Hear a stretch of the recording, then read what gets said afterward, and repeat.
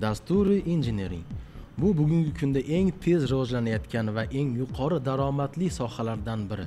Aynan dasturchilar, veb-saytlar, mobil ilovalar va turli dasturlar yaratishadi. Bu yo'nalishda siz dasturchi bo'lib ishlaysiz, ya'ni real IT mahsulotlar yaratadigan mutaxassisga aylanasiz. Siz IT kompaniyalar, startaplar hamda xalqaro loyihalarda faoliyat yuritasiz. Bu sohaning eng katta afzalligi masofadan turib, hatto xalqaro kompaniyalar bilan ham ishlash imkoniga ega bo'lishingizdir.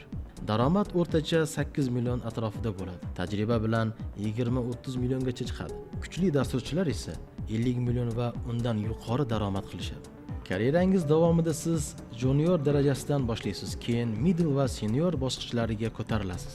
Hatto o'z IT startapingizni yo'lga qo'yib, investitsiyalar jalb qilish imkoniga ega bo'lasiz. O'qish davomida siz dasturlash, web va mobil ilovalar yaratishni amaliy tarzda o'rganasiz.